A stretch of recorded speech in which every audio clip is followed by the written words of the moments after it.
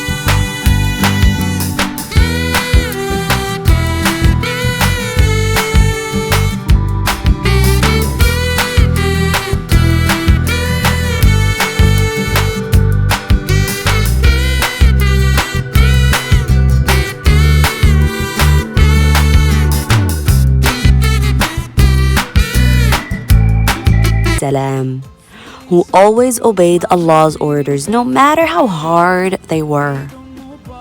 One time, Allah gave Prophet Ibrahim a test. He gave him an order that was particularly hard for him to do. But Prophet Ibrahim did not hesitate. Instead, he told his son, Prophet Ismail alayhi salam, and Prophet Ismail told his father, Father, you should do what you've been asked by Allah.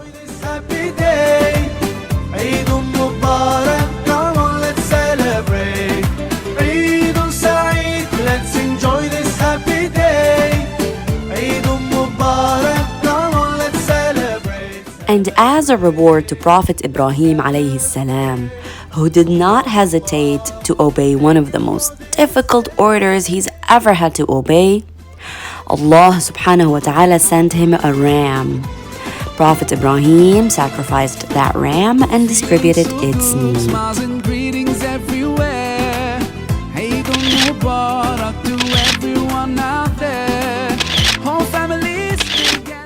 Eid al-Adha falls on the 10th day of the month of Hajj, which is the last month of the lunar calendar. The one in dark red, but it's not here yet. And while we are celebrating Eid in our homes, Hujjaj, which are the Muslims who plan to do Hajj, are still on their Hajj journey. So, how about I walk you through the Hajj journey super quick and then we can start our story. The Hajj journey starts when the Hujjaj board their planes, cars, buses, or even boats to get to Mecca. They make the intention of going to Hajj, and men wear special outfits called Ihram.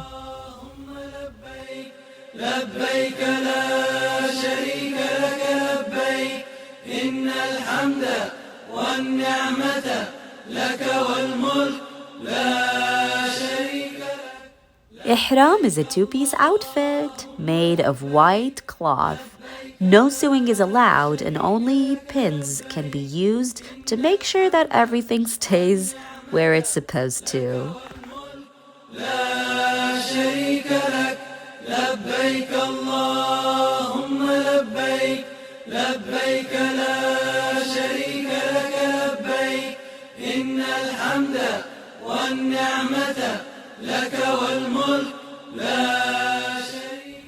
When wearing ihram, men want to make sure that the right shoulder is exposed and the left shoulder is covered.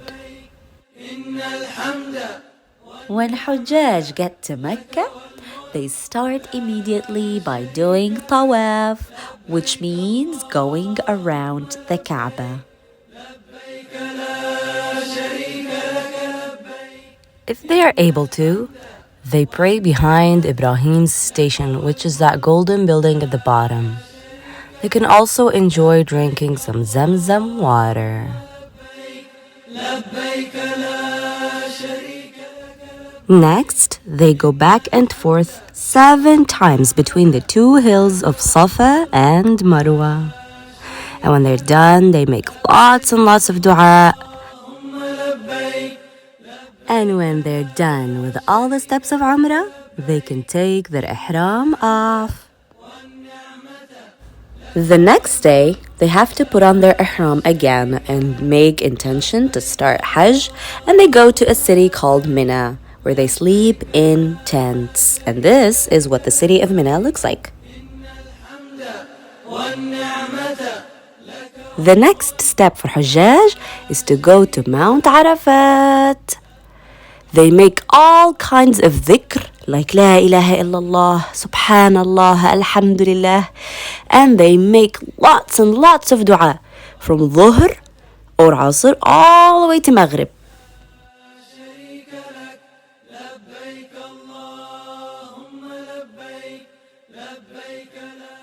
The cool thing about making dua on the day of Arafat is that dua on that day is accepted.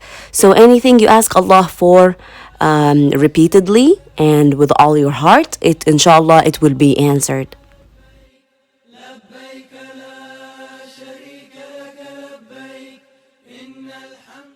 And because Allah subhanahu wa ta'ala is the most merciful, He did not limit answering people's du'as to people who go to Hajj. People who are at home who couldn't make it to Hajj, also their du'as will be accepted on that day if they ask repeatedly and if they ask with a true heart. It is also sunnah for us to fast on that day.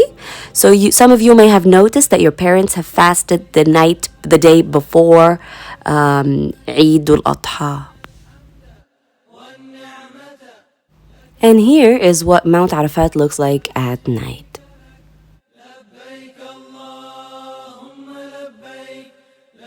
The next step for Hajjaj is to go to Muzdalifah to collect small stones a little bigger than grains of sand. Then they go back to Mecca and do tawaf around the Kaaba. They pray behind Ibrahim's station and enjoy Zamzam water. They also do sa'i, which is going back and forth, remember, between the hills of Safa and Marwa. Now it's time for men Hujjaj to shave their heads and women to trim their hairs, and they sacrifice an animal.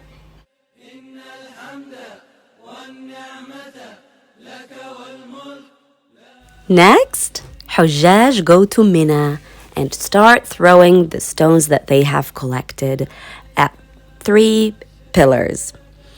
The pillars are a symbol for shaitan, so we are pretending we are throwing stones at the shaitan.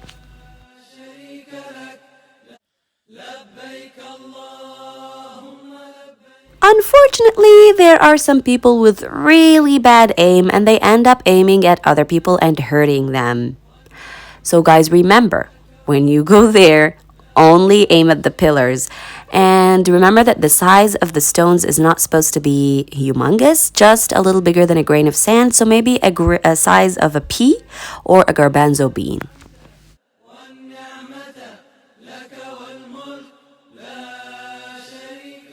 Wait for it.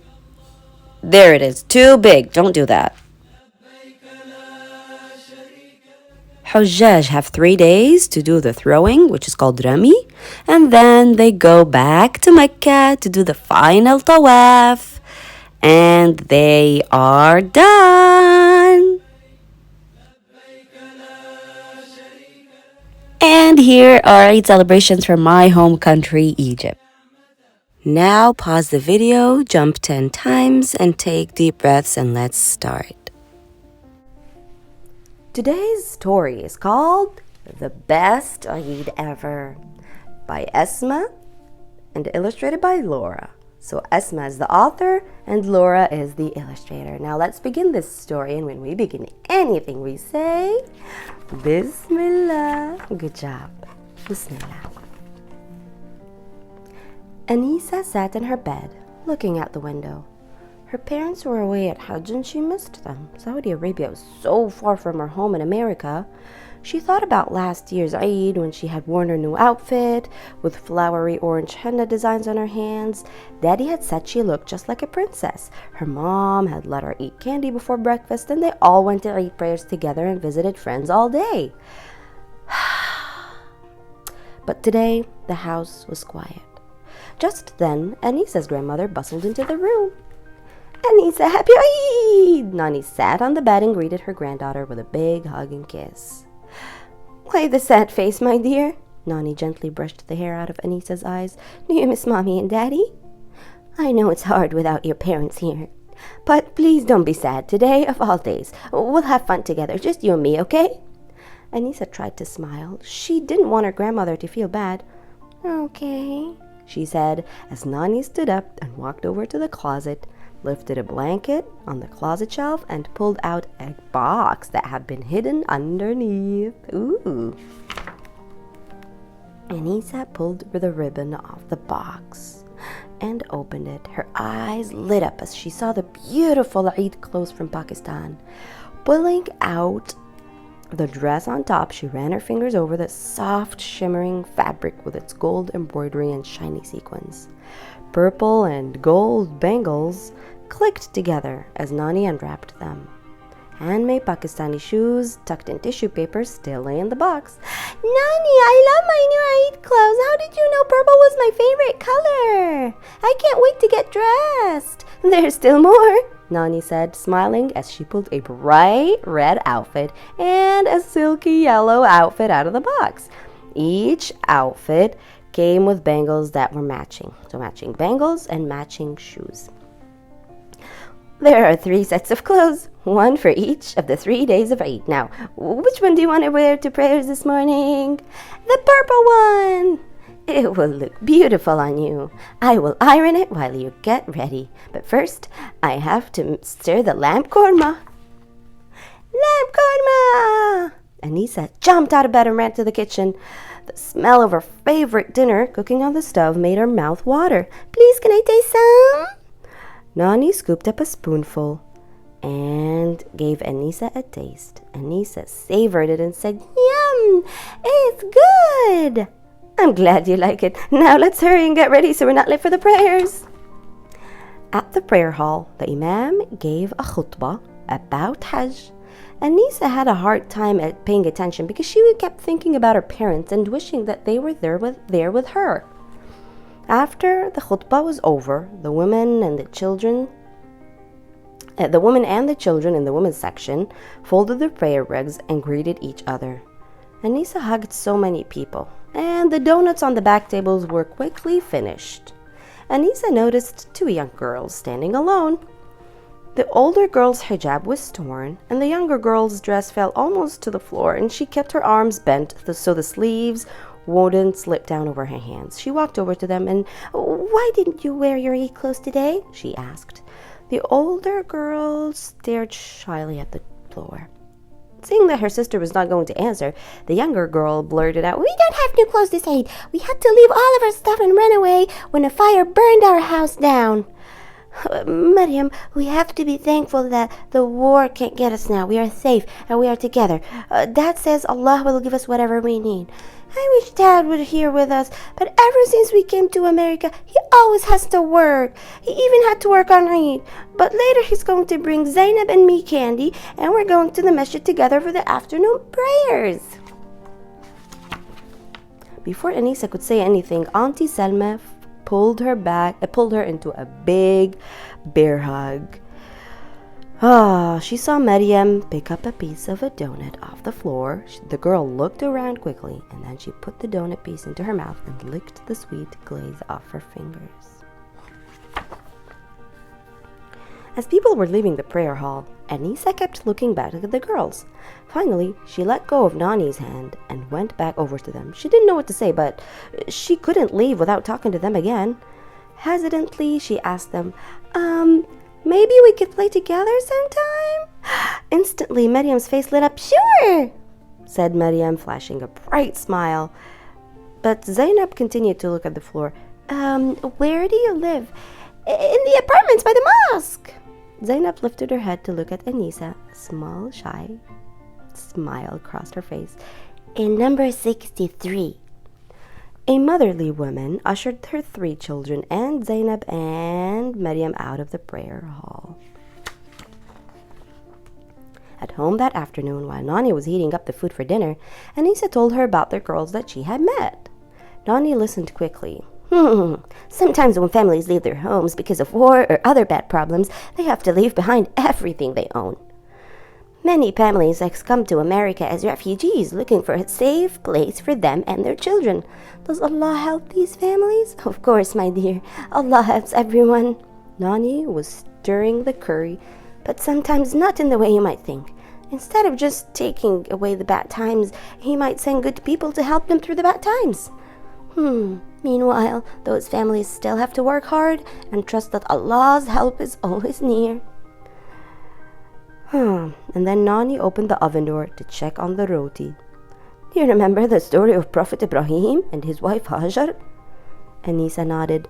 Mommy and Daddy had told her many of the lessons of the Hajj were based on this story. Prophet Ibrahim's family trusted in Allah even in very difficult times, and Allah always took care of them. Nani and Anisa said dua for Zainab and Maryam's family. And Anisa told Nani about a plan she had made. Later that afternoon, as shadows lengthened across the city, Muslim families were leaving the mosque after praying Asr. Anisa, said quietly, someone will hear you. Nani whispered to her granddaughter as they crouched behind the bushes. Here they come, duck down. Through the leaves, they saw the two girls and a man stop in front of the decorated baskets neatly arranged on the stoop in front of their door. What's this? It says Happy Eid to Maryam, Zainab, and their dad. Anisa felt as if she might burst with excitement. Wow! Beautiful! Clothes! Look at the sparkles on his yellow shirt! What a pretty outfit! With matching bangles and shoes! I can't believe this. Lamb and chicken, rice and vegetables, even desserts and candy. Who could have left this all? Baba, help us carry the baskets inside! Maryam was trying to drag a basket across the sidewalk. Their father paused. Then Maryam asked softly, Baba, can I keep the yellow clothes? I love yellow. What about these sparkly bangles? No. You know that a Muslim does not beg from others. But Baba, we didn't ask for them. I provide for my family. There are other people who need this food and these clothes more than we do. Now, let's go. Can I just eat this cookie now? Anisa could hardly breathe. What if they didn't take the gifts? As she leaned forward to see better, a twig snapped under her head. What was that noise? The father asked as he turned away to face the bushes. Anisa and Nani ducked. Through the leaves, Anisa could see the man's features. And hidden behind thick eyebrows were soft, gentle eyes. Anisa and the man looked at each other for a long moment. Then he turned around and walked back to his daughters. He knelt down on one knee and opened his arms. The girls wrapped their arms around him, and Maryam climbed onto his knee. Papa, there's more food than we need here. Why don't we share with the neighbors? And please, can we keep the pretty clothes, please? Asked Zainab. Anisa saw the man's face soften as he drew his daughters close to him. He hugged them and nodded. He smiled at Anisa and Nani. After Anisa and Nani returned home, she picked up the phone and ordered pizza. Eating pizza on Eid, my child? I have never had an Eid like this one. Me neither. I can't wait to tell Mommy and Daddy about it. Later in the evening, as Anisa and Nani snuggled up to eat pizza, they both agreed that this had been the best Eid ever. The end. Did you guys like the story? Do you agree that sometimes by helping people, this can make us happier? Have you ever helped someone before? It doesn't have to be something big. It could be something small, like opening the door for someone, or helping your mom unload the dishwasher, or putting away your laundry, putting away your clothes, smiling at a stranger, saying how are you to a cashier at a store. It's just those simple actions, but they all count. The angel on your right hand side will be writing all of them down, and you will get lots of hasanat. And the best part is, by doing good, You're teaching your heart to be kind so that you can even do even better actions and get even more good deeds. I'm so happy that I was able to share this story with you. I hope you enjoyed it. Wait for my next story, and until then, I will say to you, Assalamu alaikum wa rahmatullahi wa barakatuhu.